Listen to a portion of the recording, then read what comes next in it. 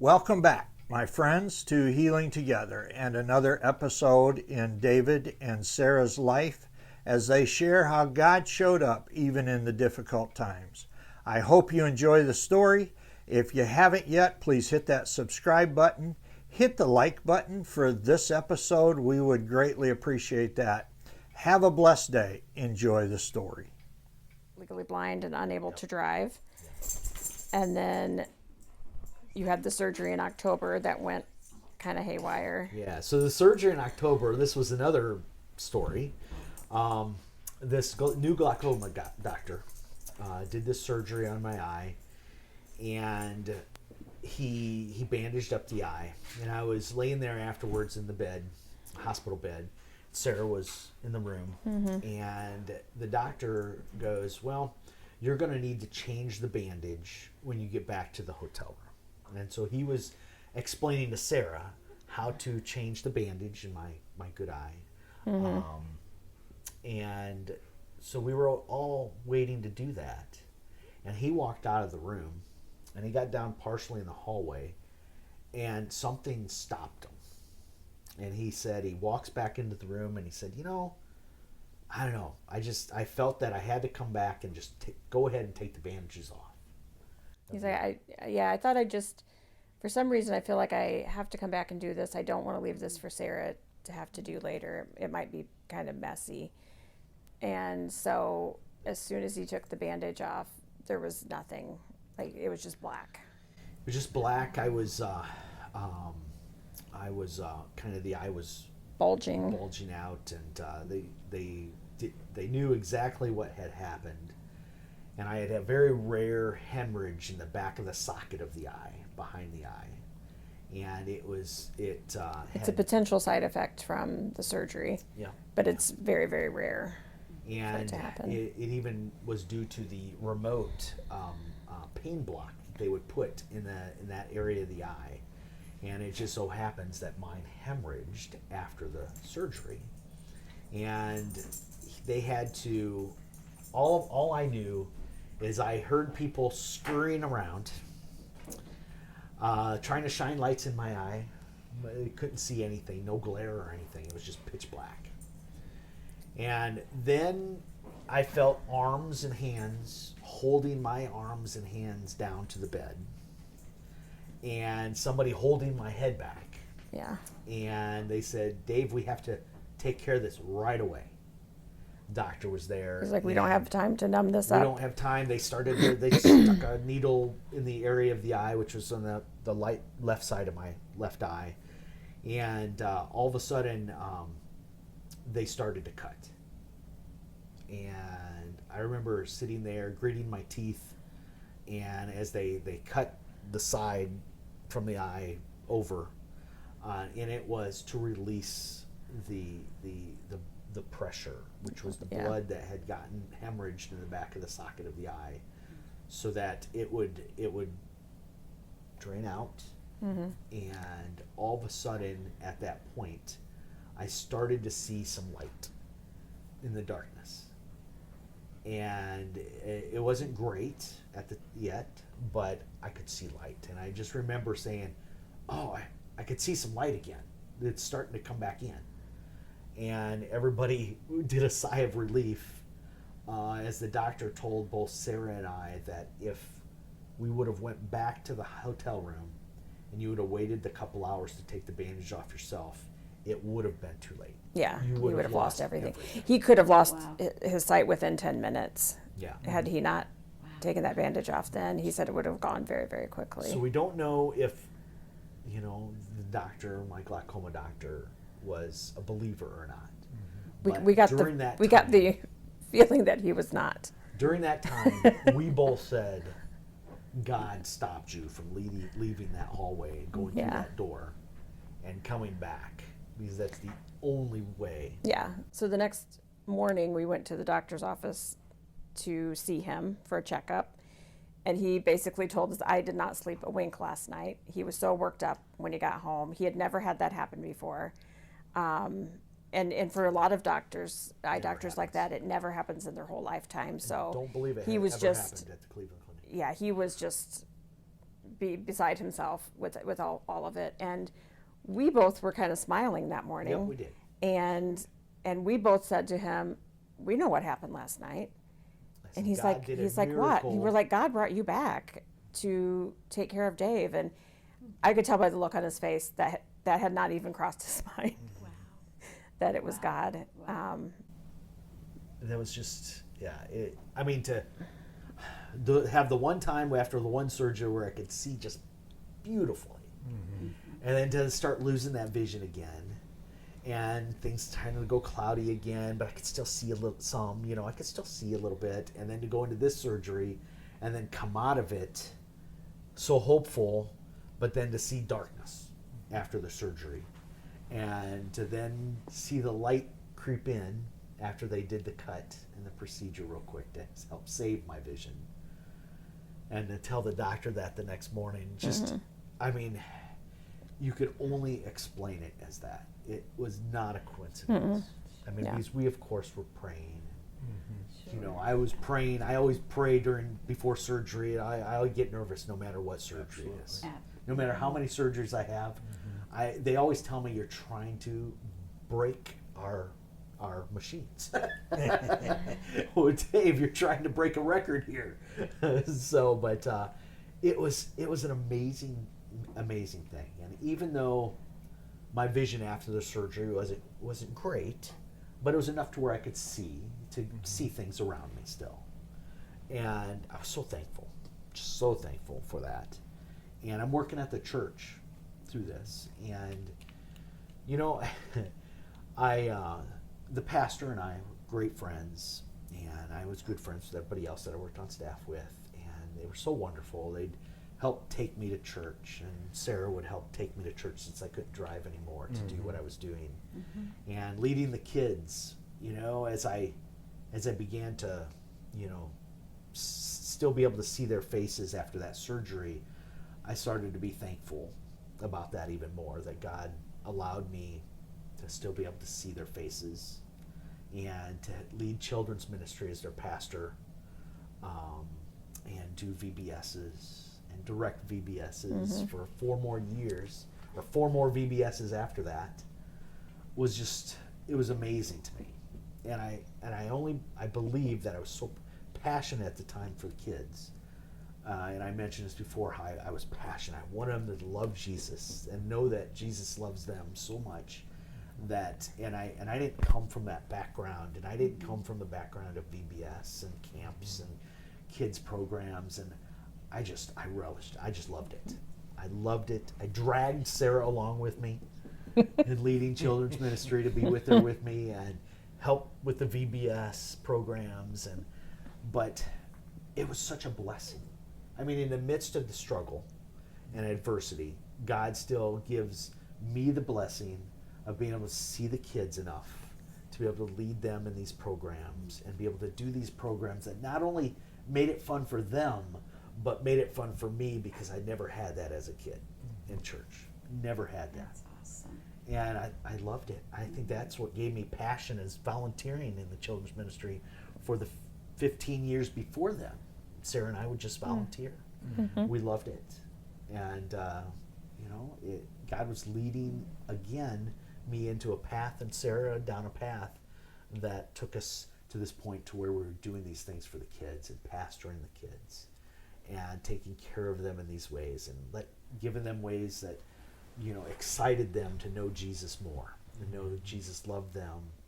And, it was an amazing blessing at the time. And I again had surgery in 2012, and things were getting worse again.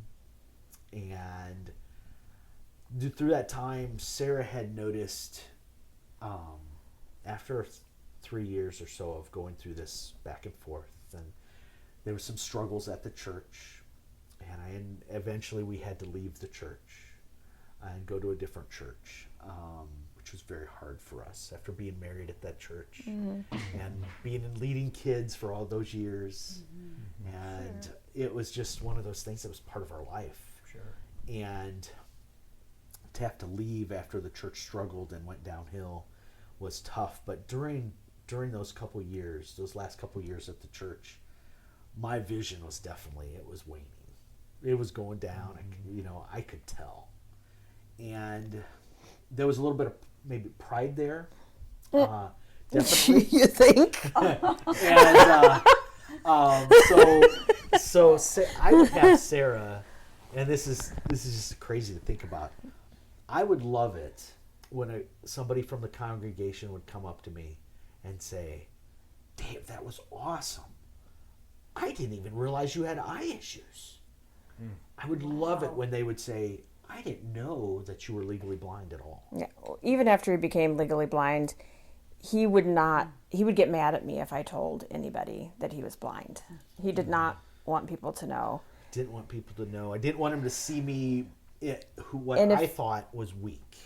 If anything, And during those years, what I called him, I didn't at the time, but looking back, he was like a bull in a china shop, because the more vision he lost, the harder he was working to try to cover it up, and he wanted me to help hide it.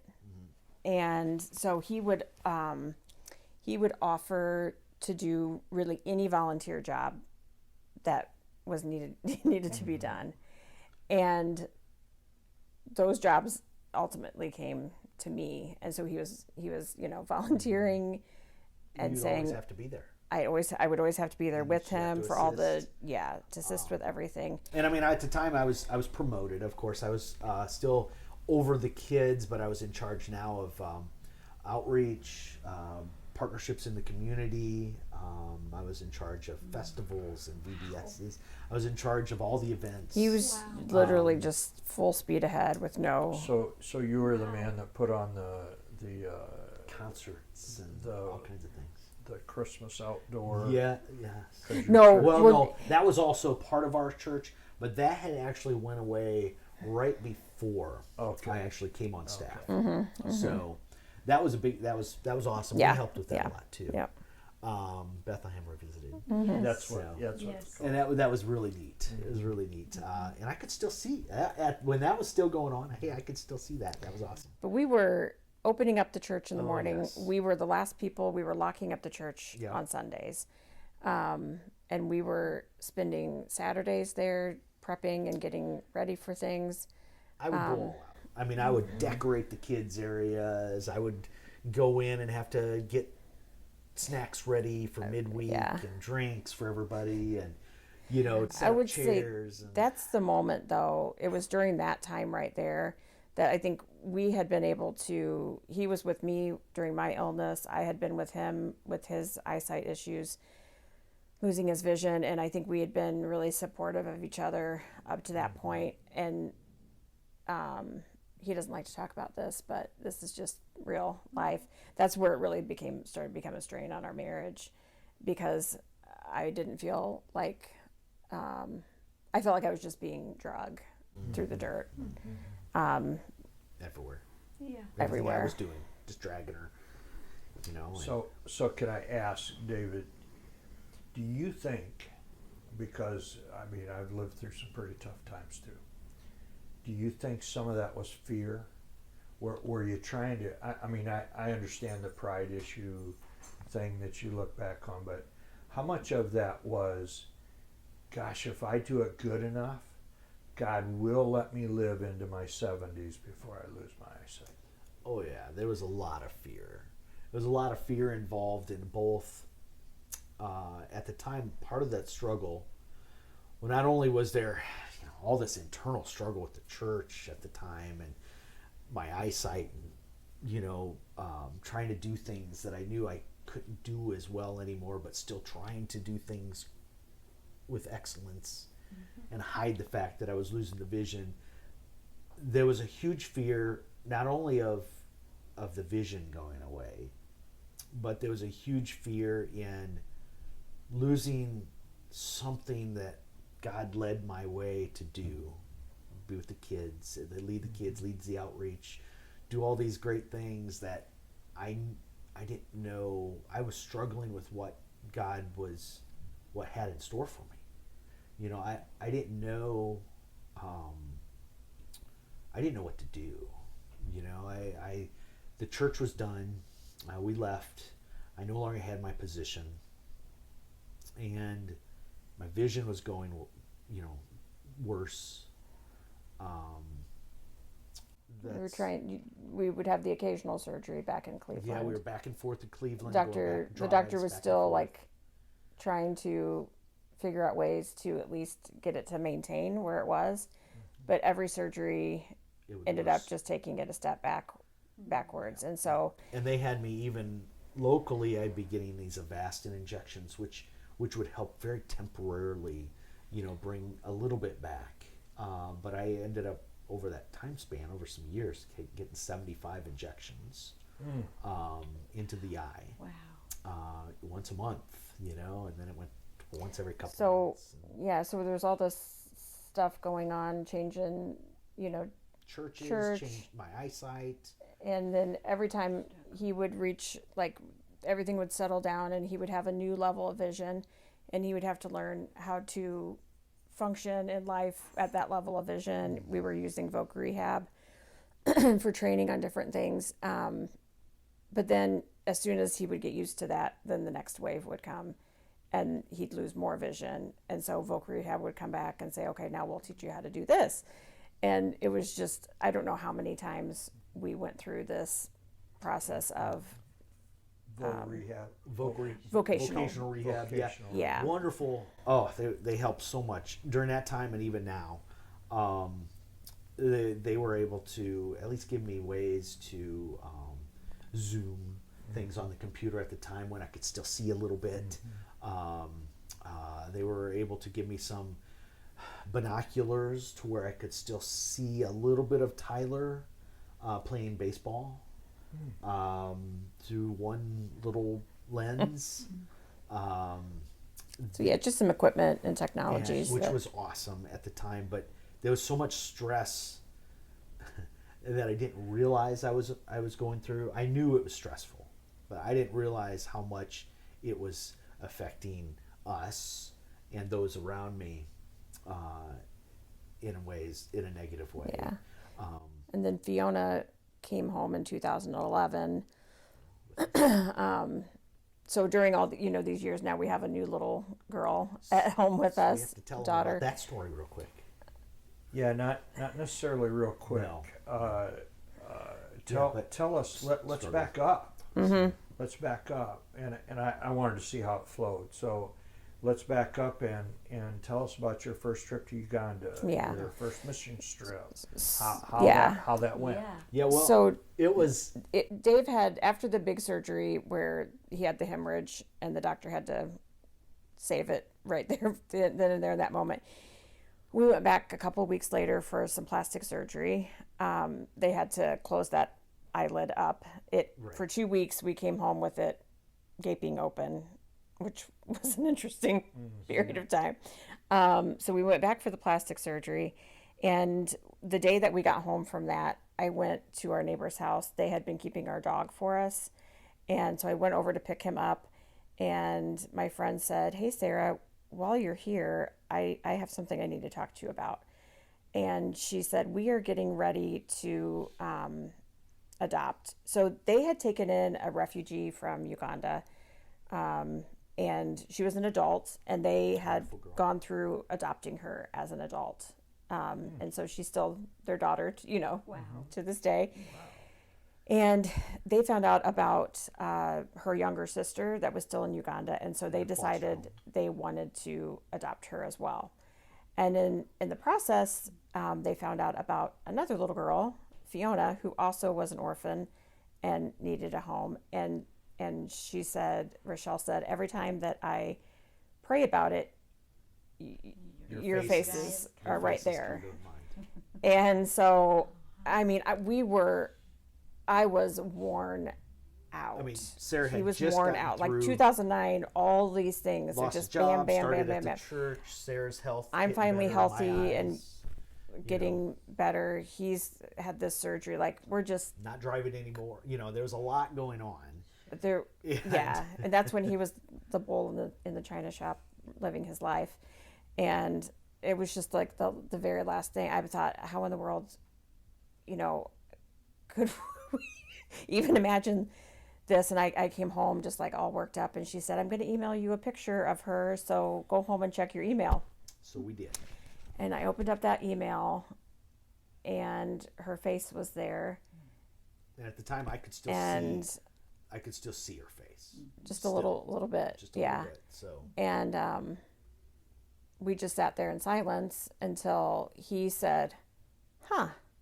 That was it. And then I was like, oh, I know what that means. That's a green light.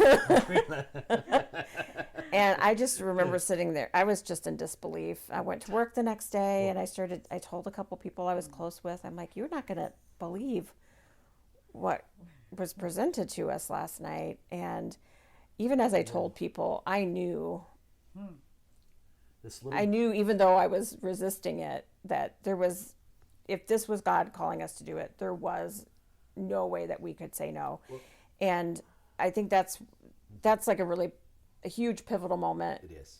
It was October for both of us. It was October of 2009 when we got that news. That God, before we'd gone through my illness, before we would have gone through him becoming legally blind, somebody would have presented that to me, I would have said, you're crazy. Like, no, I don't have the courage for that. I don't have that. I didn't have that kind of faith. Well, that's where we're going to wrap it up for the day. And we hope you've enjoyed the story of David and Sara that they have shared today. Come back and join us again as they continue to share. If you have not, please do hit that subscribe button. We greatly appreciate that. We love it. We're right at about 100 subscribers, and that's a fantastic start. Hit that like button if you would, and we look forward to seeing you next time as David and Sara share even more of their story with us. Thank you so much for stopping by.